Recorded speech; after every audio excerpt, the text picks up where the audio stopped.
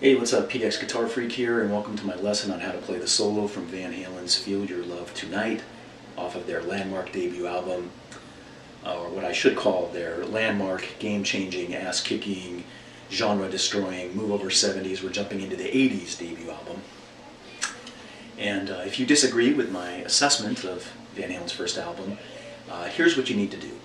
Stand up, walk away from the computer, put your guitar down if you actually have one, head to the nearest toilet, stick your head in it, give it a good flush. Go ahead, we'll wait for you. Alright, now that that's been taken care of, we can move on. So there are a couple things that we should talk about to help you get the most out of this lesson. First and most importantly, your guitar needs to be tuned down 1/2 step, as with most Van Halen songs. If you're not familiar with what that means, here's what you need to do. Stand up, walk away from the computer. No, I'm just kidding. You basically take every string and tune it down the equivalent of 1 fret. So E gets tuned down to E flat, A to A flat, etc., moving through every string. But you should consider that a little bit of a litmus test, because if you're not familiar with tuning your guitar down 1/2 step, then you're probably going to find this solo to be a little bit challenging. But you know what? You've put up with me thus far. So I say stick around and let's go for it. The second thing is in the About section, or whatever they call it down below where the notes are for the video, I'll put the time where each section of this lesson starts so that you can go back and forth as needed. That'll make things a little bit easier, I think, to navigate. Well, with that, let's get started.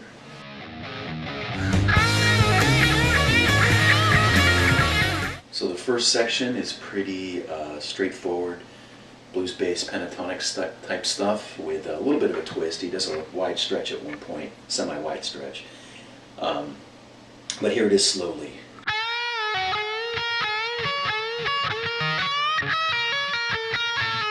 A couple things I want to point out. When I'm doing the 14th fret bends on the G string and then hitting that D note on the 15th fret of the B string like this, notice that I'm not letting the notes blend together like this. It's not the sound you want here. It's not the place for that sound. So what you do is you end up kind of lifting up off of the G string slightly to stop it so that they don't blend together. Next thing I want to point out, when you do that 15th fret on the bend on the B string, I'll use my ring finger in order to set me up for that semi-wide stretch lick that comes right after it.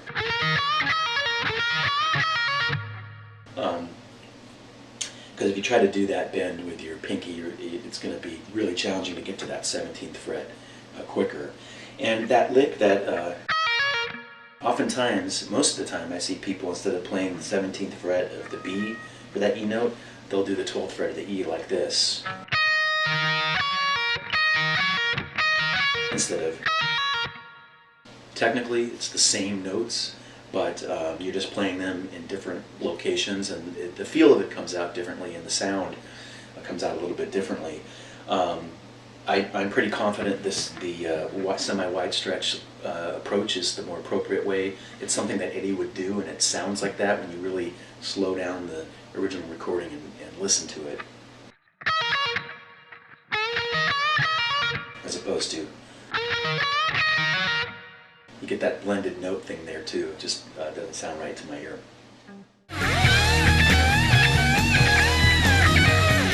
The next section has some pretty big bends, pretty wide bends in it, and I see people do this a lot of different ways, but here's how I do it.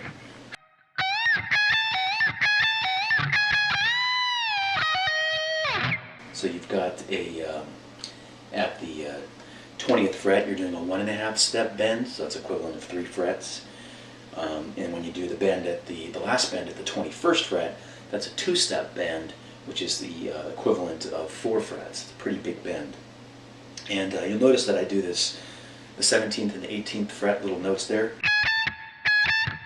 And oftentimes I see a lot of people will do that. Some will just play the 17th note, the fret, like this. But Doesn't sound right to me. The next section is a great example of how Eddie would take a simplified approach to going up and down the fretboard. And he's just using notes found on the 11th, 12th, and 14th frets. It's a very simplified approach of going down the neck instead of playing in a formal scale. He does start by playing the open E note there, which could be a happy accident, but whatever, it's there.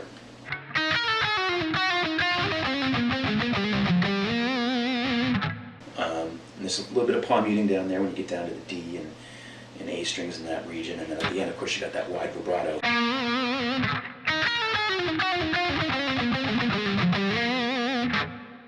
So that approach to going down the fretboard or up, either way, using sort of just a repeated shape.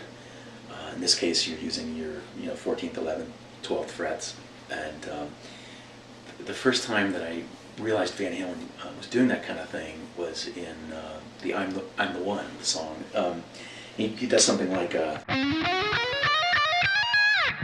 and when I first learned that, I was kind of shocked that he would take such a simplified approach to going up or down the fretboard.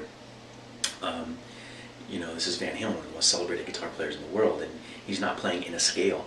But I guess in the end, I would eventually realize that that's just indicative of the Van Halen style, shooting from the hip, and not being as concerned about playing, formally the correct notes within a scale. But again, it was kind of shocking to learn that when I was a teenager and started to learn Van Halen stuff.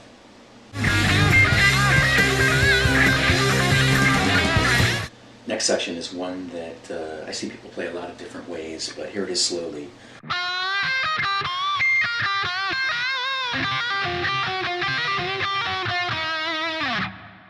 And the first part, you're going to throw in some artificial harmonics, the part that I'm highlighting right now, as much as you can.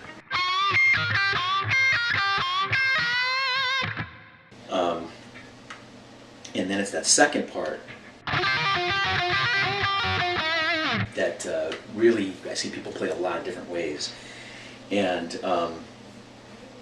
the way I decided to learn it, because in the past I would just improvise when I got to that part. I would just go, or whatever, just like Eddie would improvise live. He never plays it the same as the record. But I decided for the sake of this lesson that I would go back and really study it and do my homework to make sure I conveyed it right for you. So I watched other people play it. I watched other lessons. Mine's the best one, I think, but you tell me. And also I looked at a lot of tabs. I've got an old Van Halen songbook that I looked through. A lot of tabs online. Tabs aren't always right, obviously. And then, as I always do, when I'm learning or relearning a solo, is I take the original recording, slow it down to 60, 70, 80% of the normal speed, and really listen. And so that's what I came up with. So slowly, the first part, it's sort of like a rake. 11th fret, 9th fret, 9th fret, 11th fret G string, 9th fret B, 9th fret E. And then the next, I'm not picking that, I'm just hammering it right on and pulling off.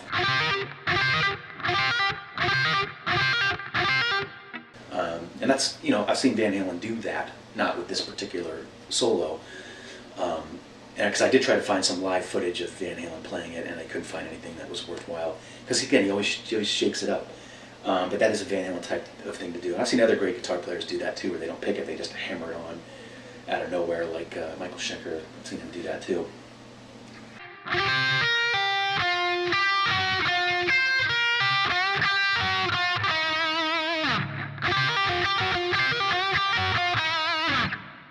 And you just keep doing that till you get the right speed up. When Eddie plays it, it's just like, it just flows out. It was just sort of an improvisation thing that he did while he was in the studio. So the next part, it's got the tremolo picking, classic Van Halen type of approach.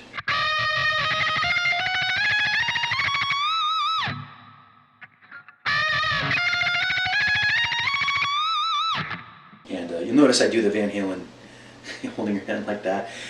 And it's funny because I remember, first seeing him live and he would do that, and I kind of thought it looked funny,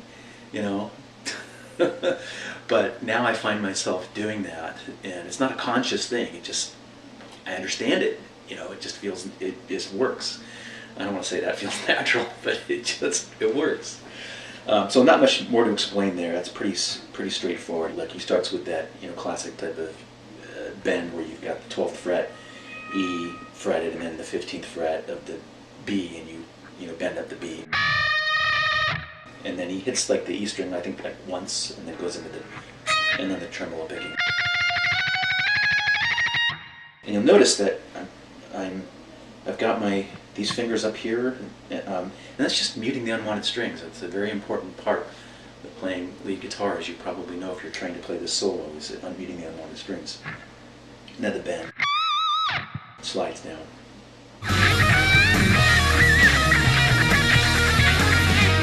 Next part, I've seen this one played a lot of different ways too. He starts by going, and then a big two-step bend, so it's up 4 frets, bending up to here. You can use your pinky or whichever finger you want. I alternate. Sometimes I'll do it with my pinky, or I'll use it with my ring finger. And then this next part, there's a pre-bend there, classic type of blues rock thing.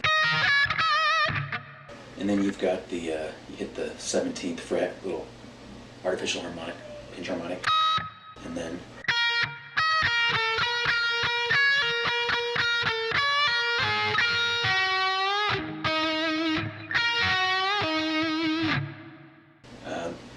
pretty straightforward. Again, I've seen people who don't do the, instead they go, and they rely more on this, but it's the way I do it.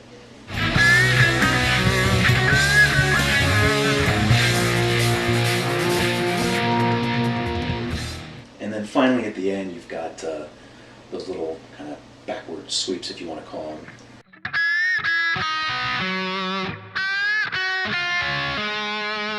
And you can throw some artificial harmonics in there when you're on the G and B strings. And then you don't want to let it ring like a chord.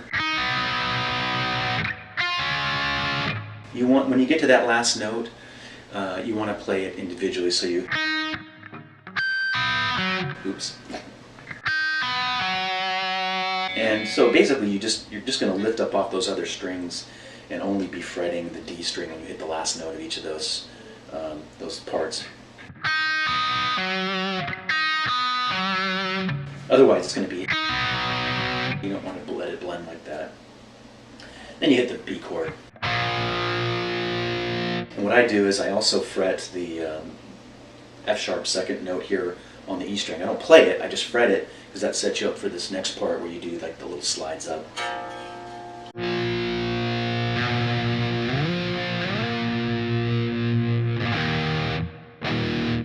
And that the little bent, the slide up thing, it's interesting. You can really hear the bass, because the bass is also, I think it's going,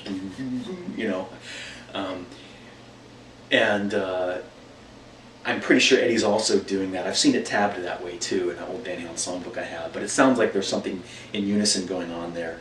But that's just, you throw that in for fun. So that was my lesson on how to play the solo from Van Halen's Feel Your Love Tonight. Hopefully it was helpful, and if you have questions, I'll attempt to answer them as time allows. So until next time, rock on.